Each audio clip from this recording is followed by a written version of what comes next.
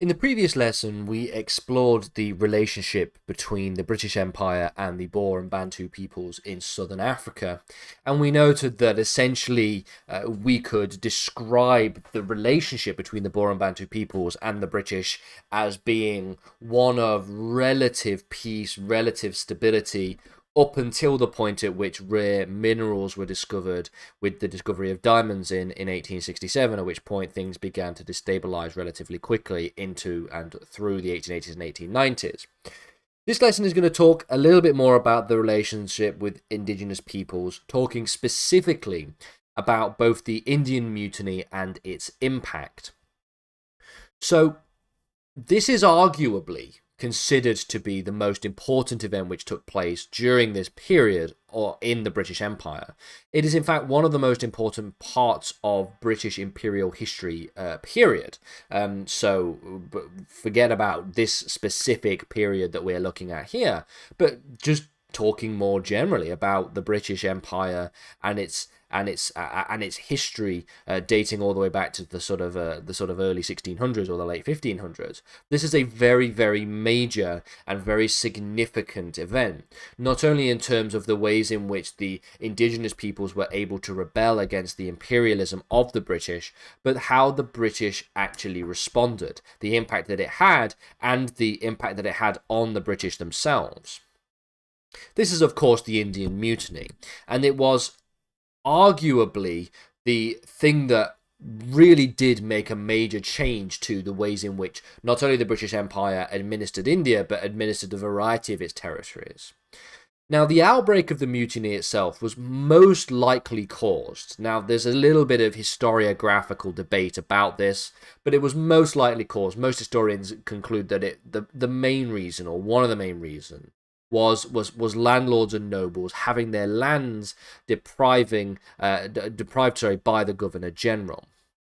The traditional reason for its outbreak, however, was actually seen to be the issuance of new Enfield rifles being greased with animal fat, something which, of course, would insult the religious traditions of those soldiers who believed quite strongly in the religious traditions that they adhered to. So there's a little bit of debate about what it was the real main impact was. I'm sure the issuance of new Enfield rifles and the fact that those Enfield rifles were greased in animal fat actually did deal with and did have quite an important impact on the sort of religious sensibilities of the soldiers that were forced to use them.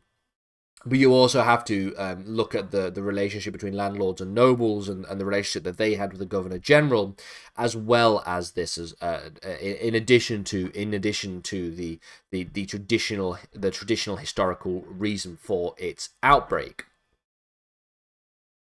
In terms of the sort of descriptive analysis, the Indian Mutiny began when a number of Indian soldiers who were known as sepoys were serving in the Bengal army, and in February 1857 they simply attempted to mutiny. They refused their orders. They refused to obey their orders. Battalions in other regions across the administration of India also soon joined, also with, of course, the refusal to obey and to actually go about performing their orders. The rebellion was actually particularly successful in a number of the northern cities, such as Agra, and generally speaking, we see that the Indian Mutiny spread across a quite significant amount of the continent, the subcontinent itself, but for the most part, it did not touch most of the Indian subcontinent. Okay, so sounding quite contradictory there in what I said, it spread in a variety of different areas, but it didn't spread across the entirety of the subcontinent, if that makes sense. So there were definitely pockets of rebellion and pockets of outbreak here and there, and these pockets of outbreak were actually quite far apart from each other. But in terms of it being a widespread rebellion, mutiny across the entirety of the continent, the subcontinent, this is not necessarily true. So the reason why the mutiny was so impactful on the British was not therefore because of its having an impact across the entirety of India. It in fact did not touch the majority of India. It nevertheless was incredibly costly. That is one of the reasons why it was so important for the British to try and quash and to try and quell. The British reasserted rule using draconian tactics. They used a number of tactics such as torture. They did a lot of execution. They burned down a number of villages. And despite this, despite being very draconian, okay, it took until 1858, June of 1858, for there to be the full reassertion of British rule across the entirety of India. Remember, the mutiny itself, if you look here, begins in February 1857. So it's not until the middle part of 1858 that we see the reassertion of control on the part of the British. The mutiny itself was significant in a number of various ways. Its impact, like I said, cannot be understated. In 1858, for example, India passed into the direct rule of the crown, and this is really where we see the end of the East India Company, the British East India Company, the seemingly unable to maintain law and order and authority and control over the subcontinent of India, essentially meant that a new tactic for administration had to be done in order to control the Indian territory. Remember, for the most part, and in the perception of most individuals who either administered across the empire or had any kind of understanding of the empire, they saw India as the jewel in the crown. That's what it was traditionally referred to.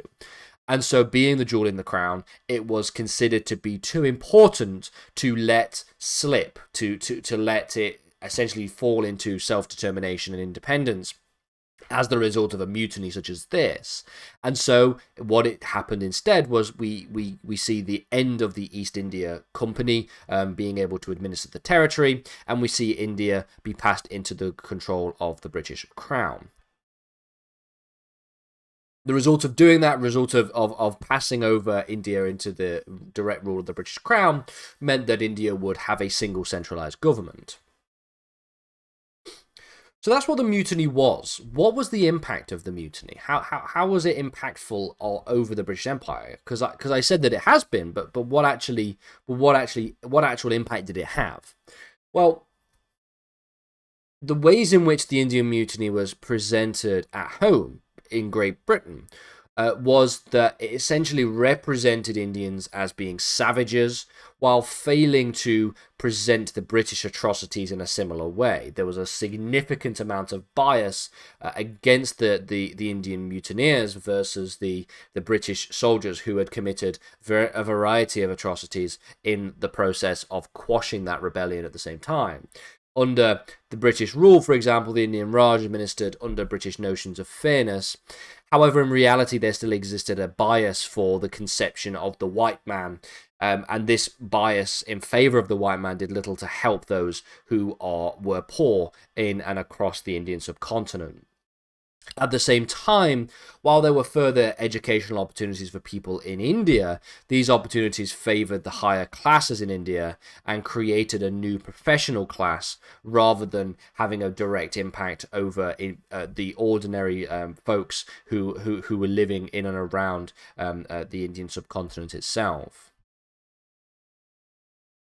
One positive thing, at least a minor positive thing that came as a result of the Indian Mutiny was the tour of India done by Viceroy Canning. This was between 1859 and 1861. During this time, some land and titles were returned back to native Indians, new medals were introduced, and further educational establishments were opened. It is, in fact, these educational establishments that were the most significant during this period. Universities were established in Bombay, universities were established in Madras and Calcutta, all in 1857. Following 1857 as well, new institutions of education allowed for a further 60,000 Indians to be educated, which not only created a more educated population, but led to the creation of a new professional class within Indian society. This professional class was educated in subjects such as law, such as finance, such as administration and government, entering into government service as the result of these kinds of qualifications. In terms of economic developments since the Indian Mutiny, there was the development of and the building of a significant amount of railways. This was the most significant part of the sort of the post-mutiny economic developments. The development of railways across India helped stimulate trade across the subcontinent, and in addition to this, subsistence farming began to develop an increased number of tea plantations. This would increase all the way up to 1871. Now, it's always important to mention that when I talk about the positives of the Indian Mutiny, or the positives of imperialism and colonialism, and all these different kinds of things, these are seen to be positive establishments and positive steps in the right direction in a period where colonialism is fundamentally the key theory, the key idea, the key ideology at the time. Okay, so you have to bear that in mind and take that with the grain of salt that I'm giving it. But it was seen to be something that clearly showed that the British weren't in complete control of India, and so this really did cause them to leap into action when it came to these kinds of things. And so we see quite major developments in terms of the impact of the Indian Mutiny in places like education, in places like economic developments, with the creation of new railways.